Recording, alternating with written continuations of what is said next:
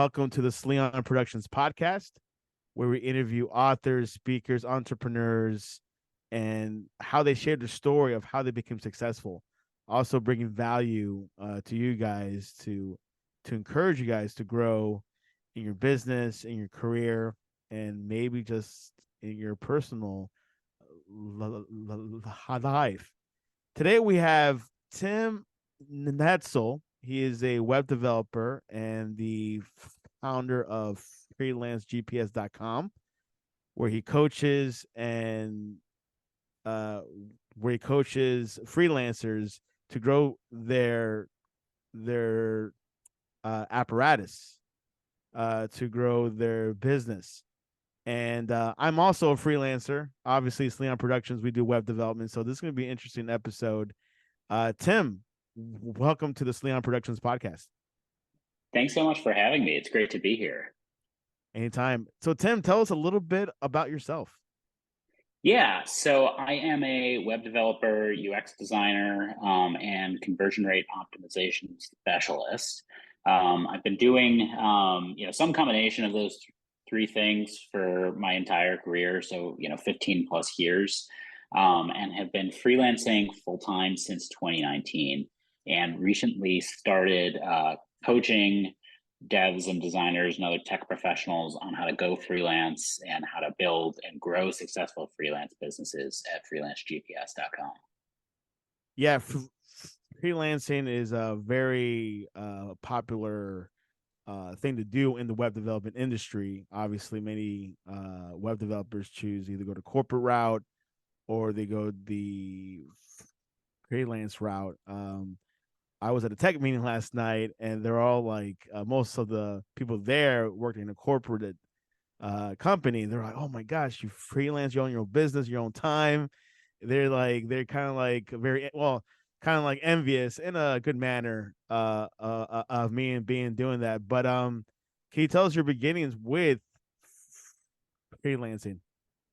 Yeah, so I kind of freelanced on and off as sort of side gigs throughout my career, but it was never anything steady. It was never anything big until about 2019. At the time, I had been working at a startup. I was pretty senior. I was leading product design and doing some development work. And the founder kind of decided to pivot the business in a direction that I wasn't super excited about. So I found myself looking for another job.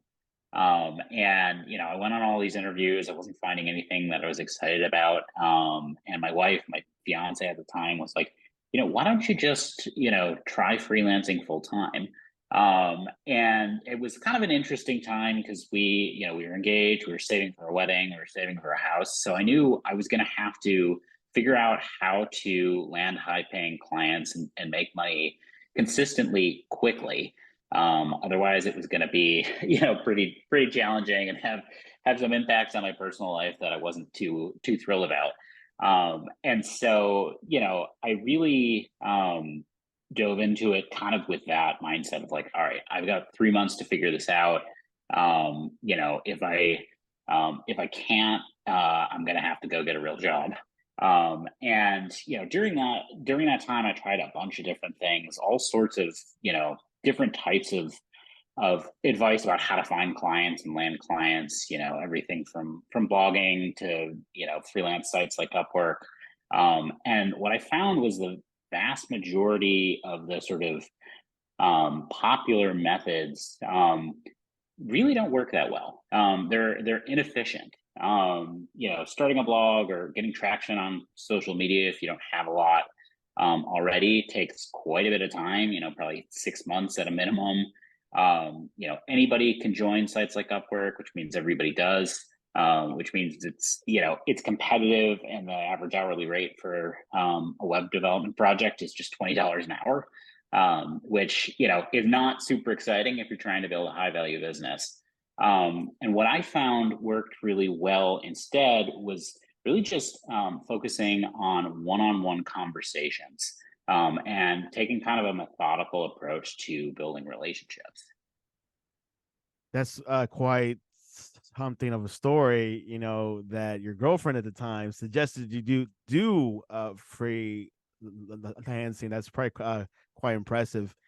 In your description, obviously, you mentioned that you started doing this in 2019, and you grew it into a $480,000 per year solo business. How did you do that?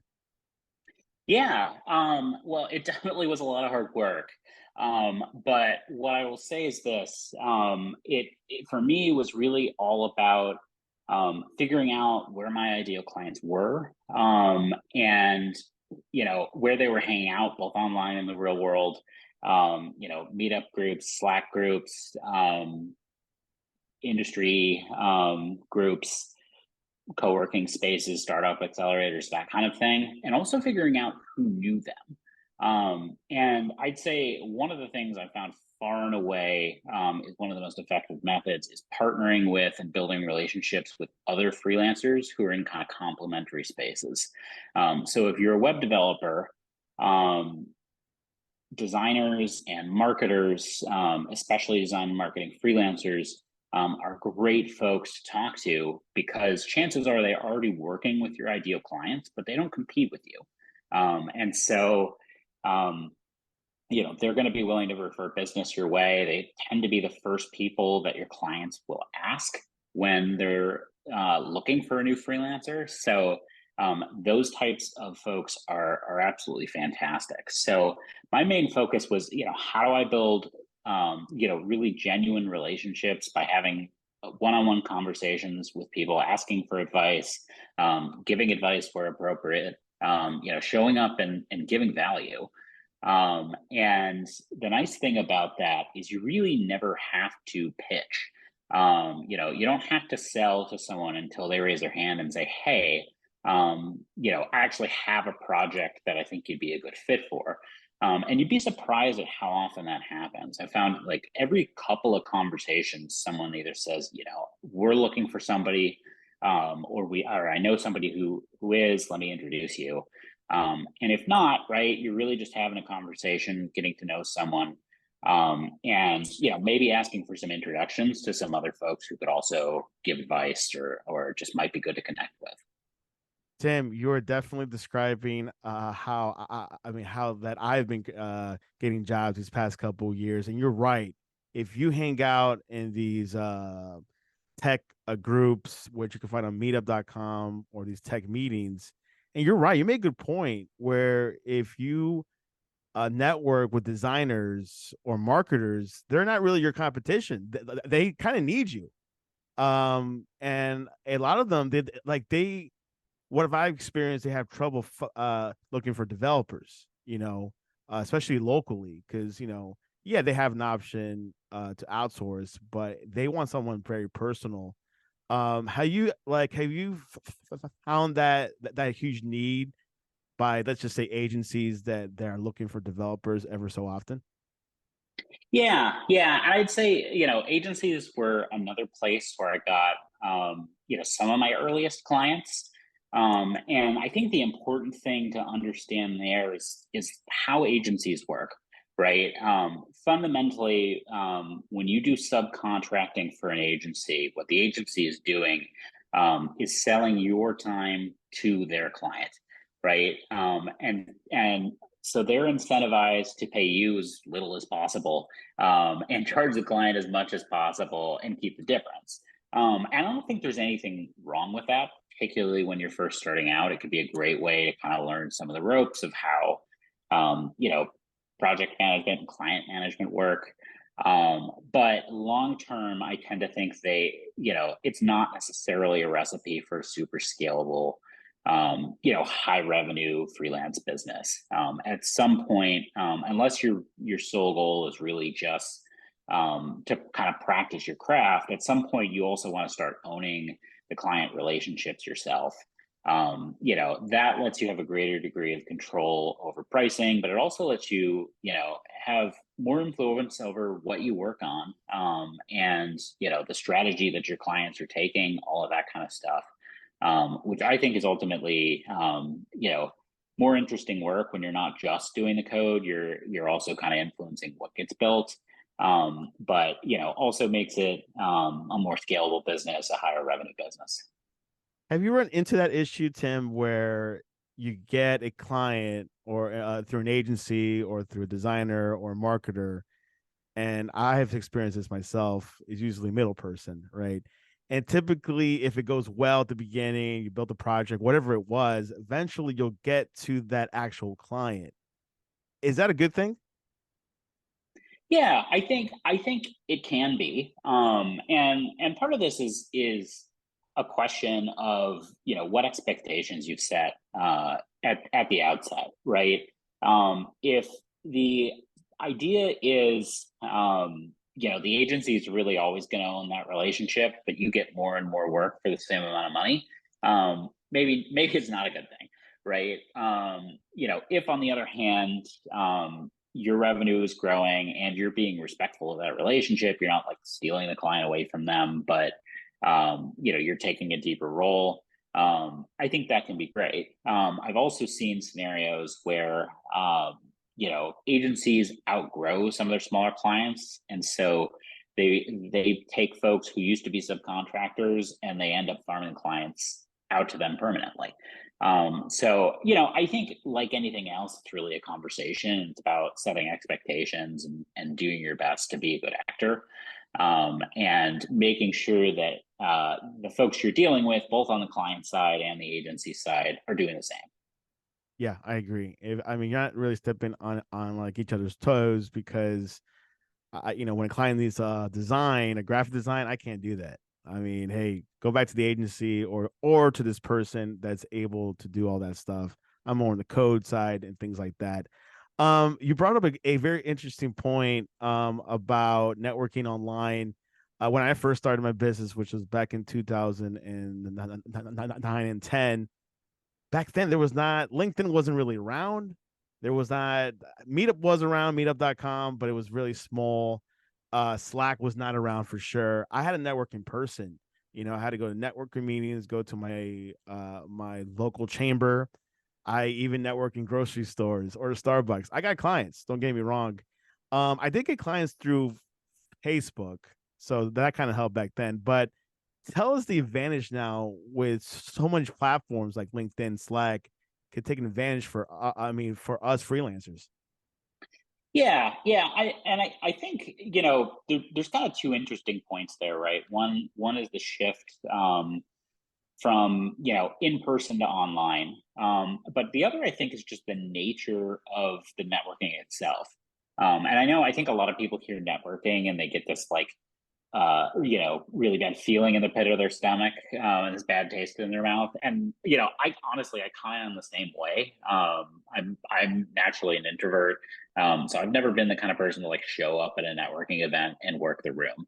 And so I think the advantage for online is that it makes starting one-on-one conversations substantially easier.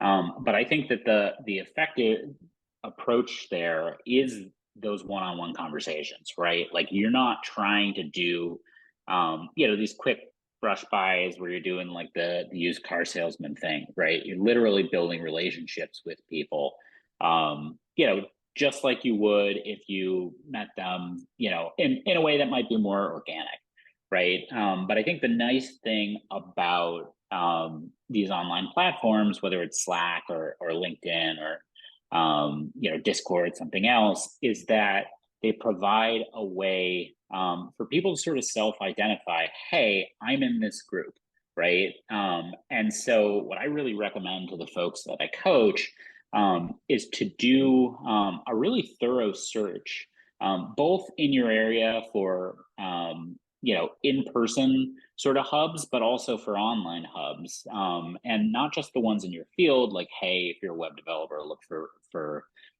web developer stuff, but also in those complementary fields, design, marketing, that kind of thing.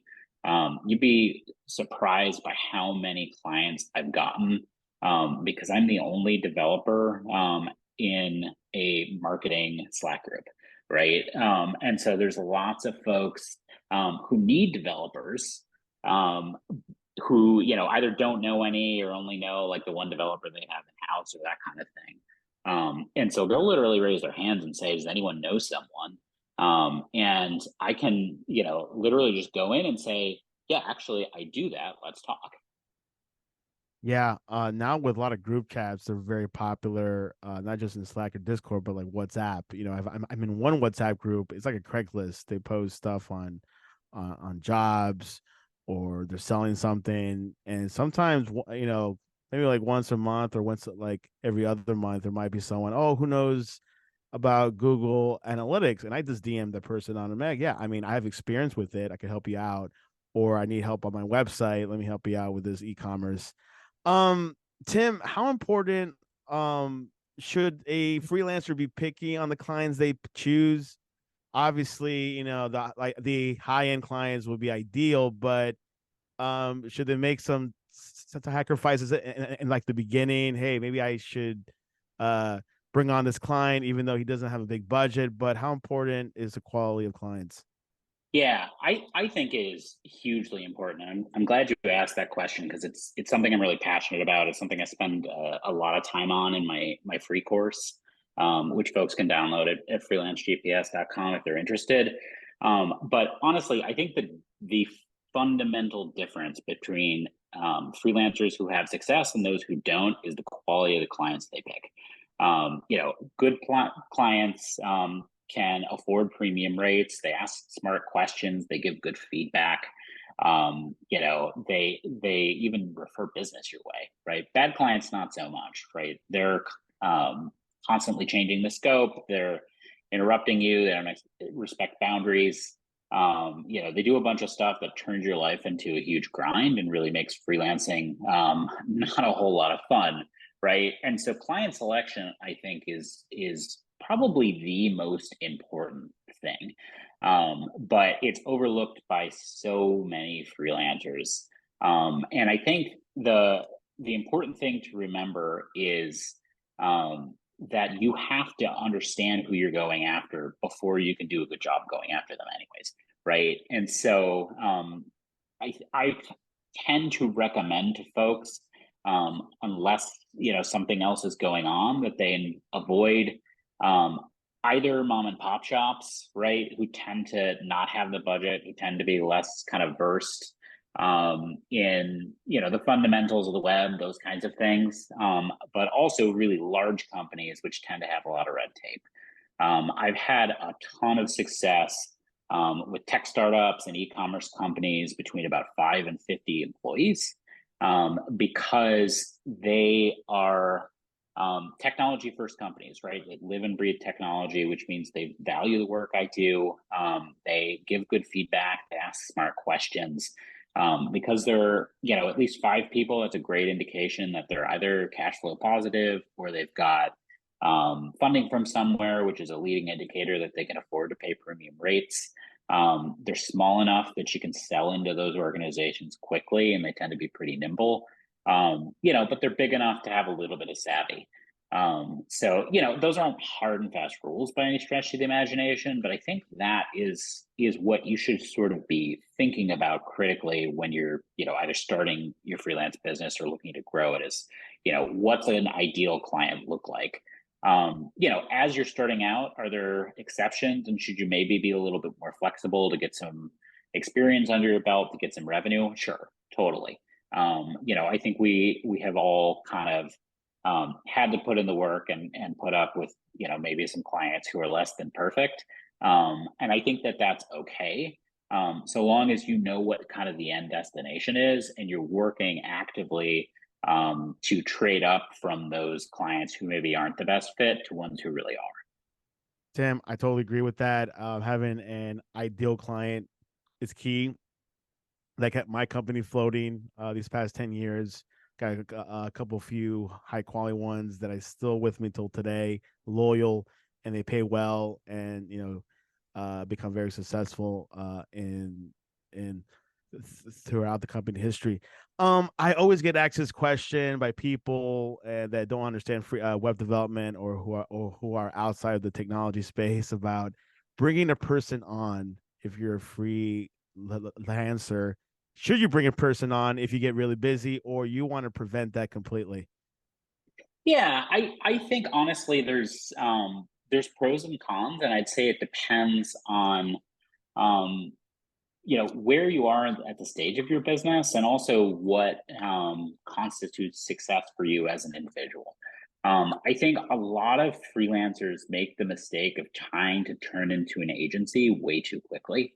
And the reality is, if you're kind of only minimally profitable as an individual, scaling into an agency is probably not a good idea, right? You're just going to take all the problems that you already have and multiply them, right? And oftentimes they'll also get worse.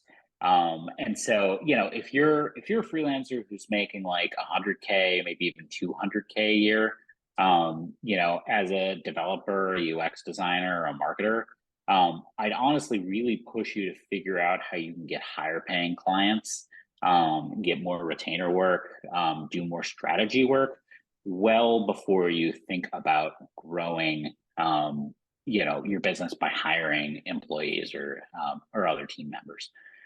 That said, I think there are some reasons to do it and some exceptions, right? I think specifically doing some subcontracting, particularly for things that you don't have any interest in, or that aren't in your primary area of expertise, can work really well. The nice thing about that is you can take those folks on a per project basis, and you don't feel like you got to provide them with work, for the rest of their career or anything like that, right?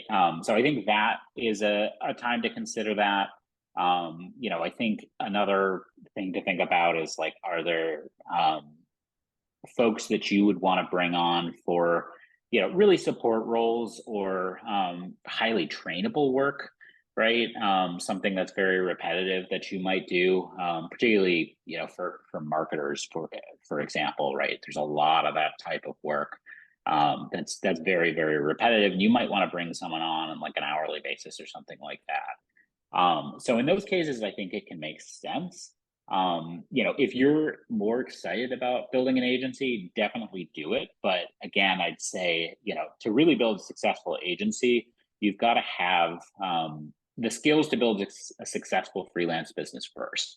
Because fundamentally, the agency model is still just selling time. And so you want to make sure you're doing that at a pretty substantial premium.